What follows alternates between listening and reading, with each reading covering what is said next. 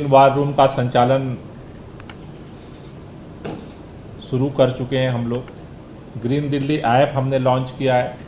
दिल्ली के अंदर जितनी पराली की घटनाएं होती हैं उसको कंट्रोल करने के लिए बायो डीकम्पोजर का छिड़काव दिल्ली के अंदर हम लोग शुरू कर चुके हैं।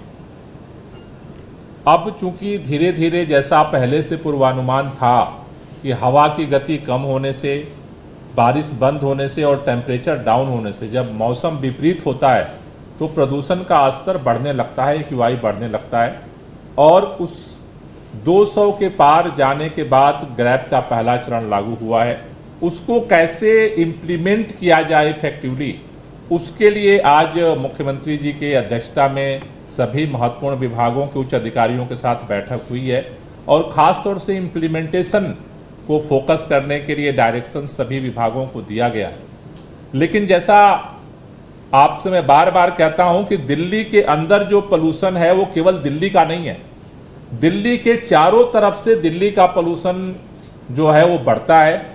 दिल्ली से ज़्यादा बाहर से पोल्यूशन दिल्ली के लोगों को झेलना पड़ता है।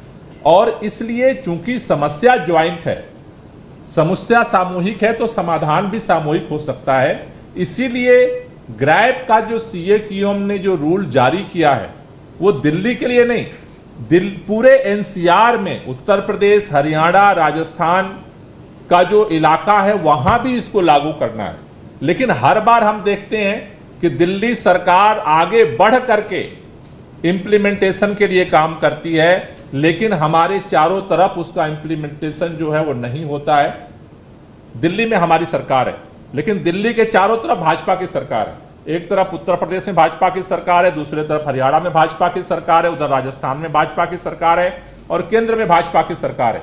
दिल्ली चारों तरफ से भारतीय जनता पार्टी के सरकारों पर निर्भर है।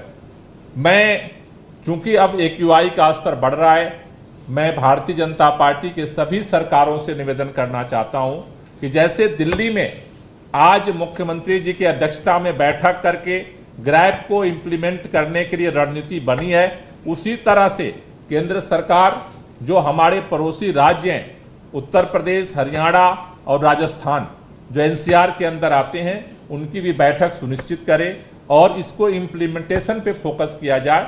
जैसे ग्रैब में है ईंट भट्ठों का पोल्यूशन, वो जब तक उत्तर प्रदेश की सरकार, हमारी पड़ोसी सरकार एक्टिव नहीं होगी, दिल्ली सरकार इंप्लीमेंट नहीं कर सकती है। जैसे है 24 घंटे पावर सप्लाई, दिल्ली में हम दे रहे हैं लेकिन गाजियाबाद और गुड़गांव में नहीं मिल रहा है, इसलिए जनरेटर वहां चलते हैं, उसका पोल्यूशन हमारे पास आता है। डस्ट का जो पूरा पोल्यूशन है वो हमारे ऊपर, हमें झेलना पड़ता है। पराली का जो पोल्यूशन है वो हमें झेलना पड़ता है। कई हमारे साथी और मीडिया के भी और भाजपा के साथी बार बार कह रहे हैं कि अब पराली जल रही है, पंजाब की पराली, पंजाब की पराली, पंजाब की पराली, एक ही स्टेटमेंट बयान चल रहा। मैं आपके सामने ये डेटा, ये हमारा नहीं है, केंद्र सरकार ने ये डेटा जारी किया है। केंद्र सरकार के IARI का ये डेटा है, ये एग्रीकल्चर रिसर्च इंस्टीट्यूट का डेटा है। ये डेटा क्या कहता है? 1 अक्टूबर से 14 अक्टूबर तक का ये डेटा है। 1 अक्टूबर से 14 अक्टूबर के बीच में पिछले साल पंजाब के अंदर 1105 पराली जलने की घटना हुई थी 15 दिनों में।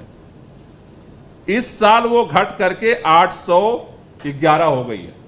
लेकिन ठीक इसका उल्टा, हरियाणा के अंदर पिछले साल जो घटना थी वो 341 थी, इस साल वो बढ़ करके 417 हो गई।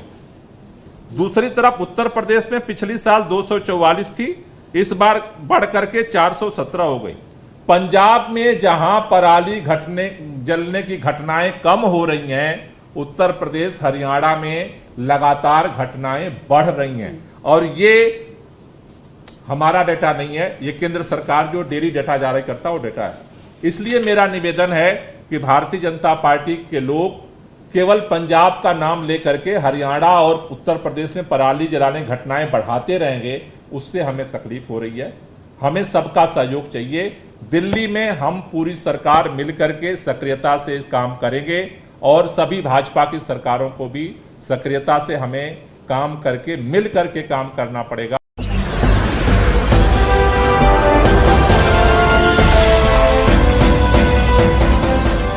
देख रहे हैं लाइव न्यूज 99, राष्ट्र सबसे पहले। भले।